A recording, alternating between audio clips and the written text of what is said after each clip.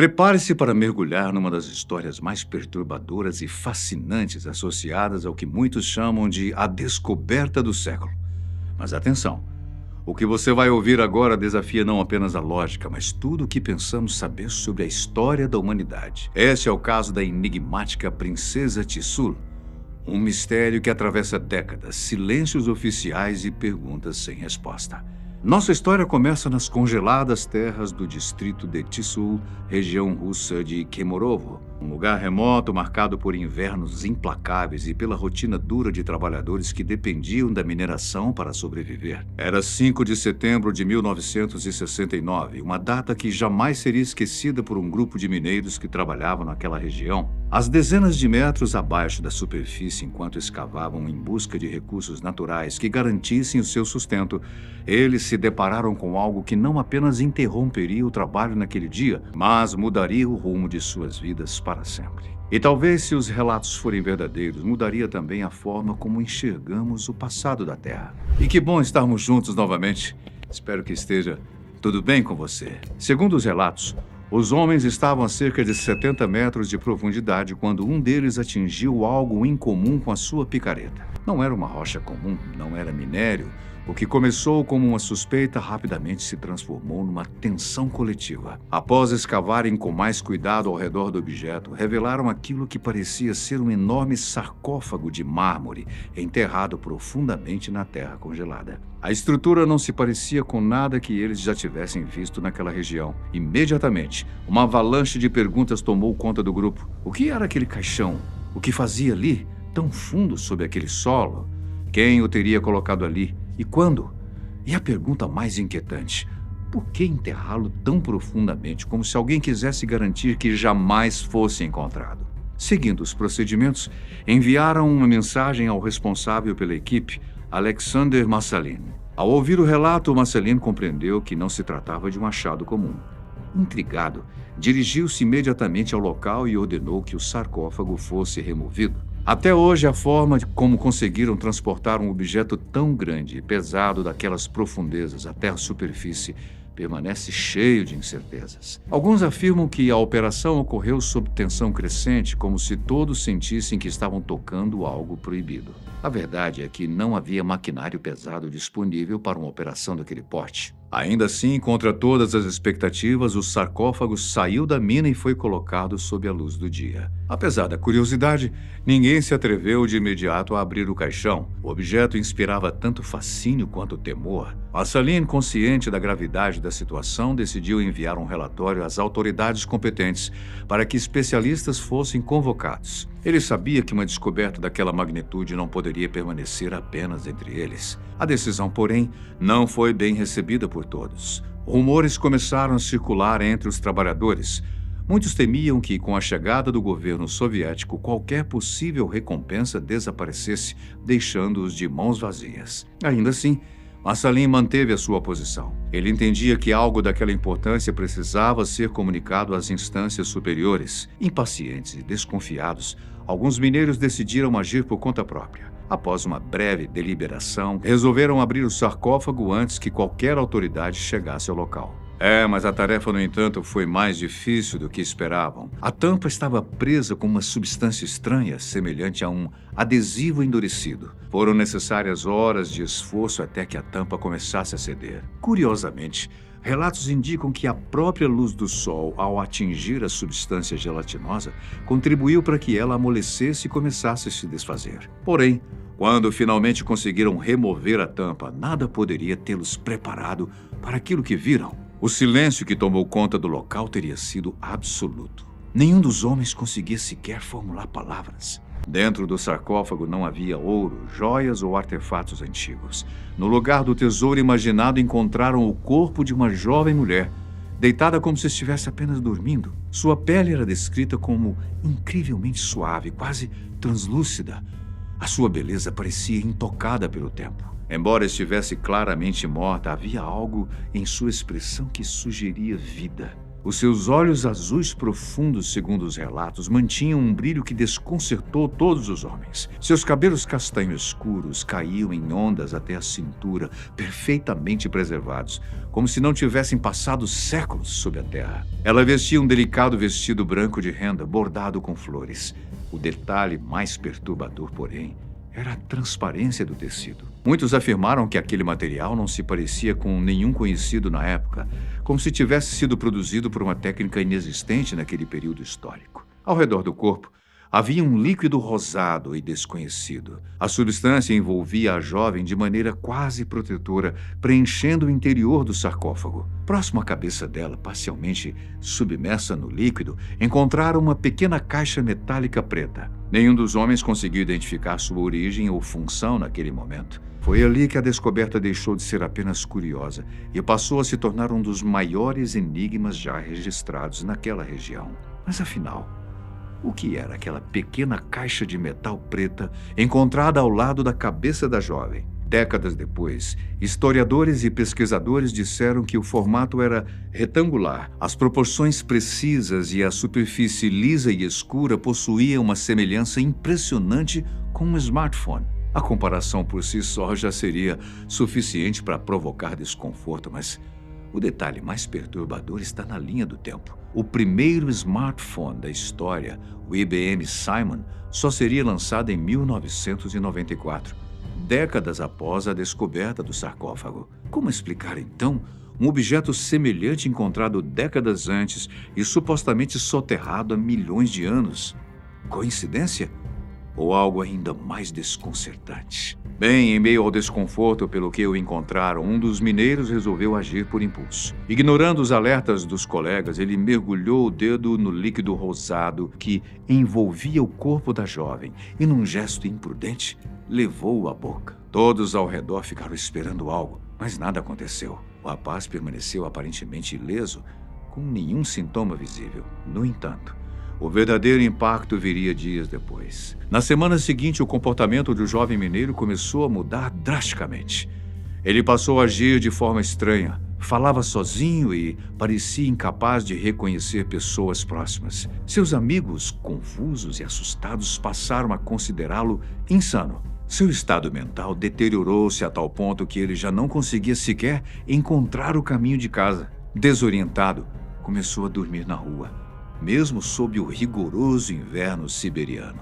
Até que, numa noite, foi encontrado morto e congelado ao lado de fora de sua própria casa. Para muitos, essa foi a evidência de que mexer com aquela descoberta poderia ter consequências reais. Desde essa tragédia, a mulher no sarcófago deixou de ser apenas um mistério arqueológico e passou a ser vista como algo perigoso. Foi nesse período que ela começou a ser chamada de Princesa Tissulo, um nome que misturava fascínio e medo ao mesmo tempo. Ainda não se sabia quem ela era, de onde viera ou por que havia sido enterrada ali. Mas a notícia já havia alcançado as autoridades soviéticas. Como Massalin enviara o relatório antes da abertura do caixão, a resposta foi rápida. Testemunhas relataram que agentes da KGB, a principal força de segurança do governo soviético, chegaram repentinamente ao local usando trajes de proteção e gritando "contágio", enquanto afastavam curiosos e trabalhadores. Os nomes de todos os presentes foram registrados e a área foi isolada. O sarcófago foi cercado e o acesso bloqueado. A partir daquele momento, o caso deixou de pertencer aos mineiros e passou para as mãos do Estado. Mesmo os agentes experientes não conseguiram esconder o espanto ao contemplar o corpo perfeitamente preservado. Mas antes de qualquer estudo aprofundado, precisavam removê-lo daquela região remota e transportá-lo para um centro científico adequado. O plano inicial era usar um helicóptero para levar o sarcófago inteiro. No entanto, após tentativas frustradas, constatou-se que o conjunto era pesado demais para ser transportado dessa maneira. Foi então que decidiram reduzir o peso drenando o líquido rosado para um recipiente separado. E foi nesse momento que algo ainda mais perturbador aconteceu. Assim que a substância foi removida, a pele da jovem começou a escurecer diante dos olhos dos agentes. Em questão de minutos, a figura que parecia uma mulher adormecida transformou-se em restos mumificados e enrugados, semelhantes aos de alguém que tivesse sido enterrado há milhares de anos. Assustados, os agentes rapidamente devolveram o líquido ao interior do sarcófago. E tão inexplicavelmente quanto antes, o corpo retornou ao estado de antes. A partir daquele instante, tornou-se um consenso de que o líquido rosa era responsável pela preservação dos tecidos da chamada princesa. Após extensas discussões e ajustes logísticos, as autoridades conseguiram transportar o sarcófago até a cidade de Novosibirsk, capital da Sibéria, onde o material foi entregue a um professor de ciências cujo nome nunca foi oficialmente divulgado. Uma das primeiras tarefas da equipe era determinar a idade dos restos mortais. Em descobertas arqueológicas convencionais, a datação por carbono costuma fornecer respostas relativamente confiáveis. Porém, nesse caso específico, o método apresentou inconsistências e limitações que não eram esperadas. O pesquisador principal decidiu recorrer a técnicas menos usuais, combinando análises químicas, estudos geológicos das camadas onde o sarcófago fora encontrado e outros procedimentos experimentais. Alguns dias depois, determinou-se que a mulher teria sido enterrada há aproximadamente 800 milhões de anos, durante o período Carbonífero. Essa declaração contradiz a teoria de Darwin sobre a origem do homem e a sua evolução a partir de um ancestral primata. O período Carbonífero foi muito antes dos dinossauros, antecedendo qualquer forma de vida complexa semelhante à humana. Mas há uma outra incoerência que precisa ser relatada. O período Carbonífero ocorreu cerca de 360 milhões de anos atrás, uma época bem distante dos 800 milhões relatados. De qualquer forma, como poderia uma mulher com aparência plenamente humana ter existido em uma era tão remota? Num tempo em que a Terra era dominada por formas de vida primitivas, o professor não conseguiu oferecer uma explicação satisfatória naquele momento. E até hoje, a afirmação continua a intrigar tanto historiadores quanto cientistas. Diante da impossibilidade de encaixar a descoberta em qualquer linha evolutiva conhecida, uma hipótese começou a ganhar força nos bastidores. Talvez não se tratasse de uma humana comum, talvez fosse um ser de origem extraterrestre, proveniente de um planeta desconhecido onde existiriam formas de vida surpreendentemente semelhantes às nossas. E se essa hipótese parecer extrema, o que viria a seguir tornaria tudo ainda mais difícil de ignorar. A hipótese extraterrestre logo foi descartada. A princesa Tissu era 100% humana. Não apenas humana.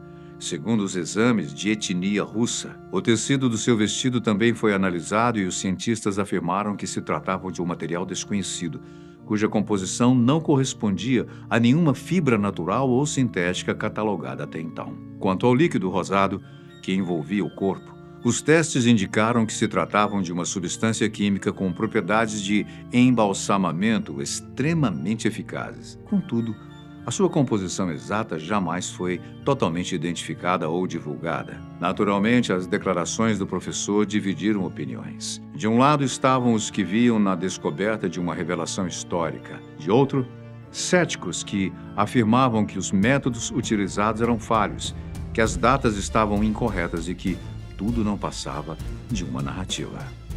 No dia seguinte à divulgação preliminar das análises, um jornal local publicou uma matéria detalhando a descoberta da princesa Tissu. Pouco depois da publicação, os agentes da KGB retornaram à vila. Casas foram revistadas, prédios foram inspecionados. Todas as cópias do jornal que continham o artigo foram confiscadas. A operação tinha um objetivo claro: apagar qualquer vestígio público da descoberta. Enquanto isso, o professor de Novosibirsk e o editor responsável pela publicação sofreram punições por terem exposto informações consideradas sensíveis. Os detalhes dessas sanções nunca foram totalmente esclarecidos, mas os relatos sugerem que suas carreiras foram abruptamente interrompidas. Mas então vieram as mortes. Várias testemunhas relacionadas ao caso começaram a falecer em circunstâncias misteriosas. Entre elas, homens que participaram diretamente da escavação e moradores que presenciaram a abertura do sarcófago. 4 anos após a descoberta inicial, uma nova operação arqueológica foi iniciada nas regiões costeiras, não muito distante do ponto onde o primeiro sarcófago havia sido encontrado. O objetivo era claro: localizar outros artefatos possivelmente relacionados à chamada Princesa Tissu. Relatos afirmam que Nas escavações novas, mais 3 sarcófagos haviam sido encontrados. Todos eram semelhantes ao da princesa. Dessa vez, porém, os restos mortais aparentavam ser masculinos. Assim como no primeiro caso, não apresentavam sinais de decomposição e estavam submersos no mesmo líquido rosado.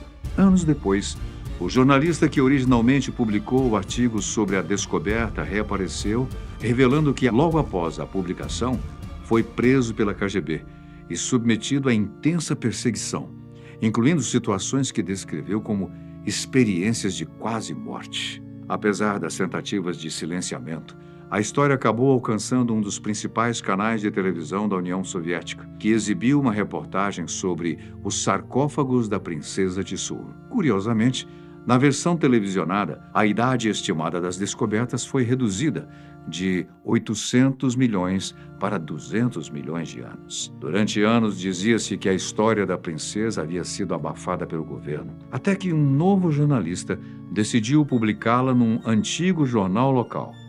Ele afirmou ter ouvido o relato de um viajante desconhecido durante uma viagem a Moscou. Segundo ele, naquela jornada de trem, ele se sentou ao lado de um ex-coronel da KGB, supostamente designado para supervisionar o caso da princesa Tissot. O homem confirmou que a jovem foi encontrada com olhos azuis abertos. Contudo, na sua versão não mencionou que o corpo recuperava a aparência jovem quando o líquido era devolvido ao sarcófago, nem confirmou o fenômeno de reversão após a drenagem. Ainda assim, corroborou outros aspectos da história, inclusive o caso do homem que enlouqueceu após provar a substância rosada.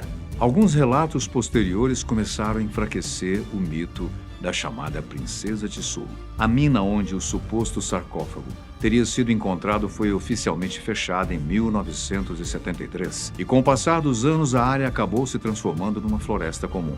Sem vestígios físicos, sem escavações posteriores confirmadas e sem registros fotográficos autênticos, o cenário perfeito para o mistério também se tornou o cenário ideal para a dúvida. O jornalista que continuou investigando o caso conseguiu localizar aquele que seria o último sobrevivente entre os trabalhadores que teriam participado da descoberta. Segundo ele, durante 33 anos de trabalho na pedreira, ele jamais encontrou qualquer sarcófago ou artefato em comum.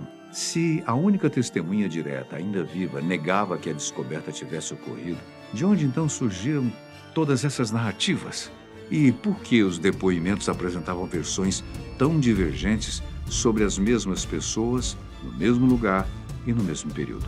Outro ponto crítico é a ausência total de fotografias da suposta princesa ou sarcófagos. As imagens que circulam na internet são representações artísticas ou recriações baseadas em descrições que podem nunca ter sido reais. Aos poucos, a história passou a se dividir em 2 linhas paralelas. De um lado, relatos sobre encobrimento, intimidação e mortes suspeitas. De outro, registros oficiais de testemunhos que negam qualquer evento extraordinário. No fim, a história alcança o seu ponto mais intrigante justamente pela ausência de evidências definitivas. A princesa Tissot seria uma fraude elaborada? Uma lenda urbana nascida no caos pós-soviético? Um caso de desinformação amplificada pelo tempo? Ou um segredo real soterrado sob burocracia e silêncio? Talvez o mais fascinante não seja a existência ou inexistência de uma mulher que teria vivido há 800 milhões de anos. Talvez seja o fato de que continuamos debatendo essa possibilidade décadas depois. E agora fica uma pergunta para você. Estamos diante de um mito poderoso ou de um capítulo oculto da história humana?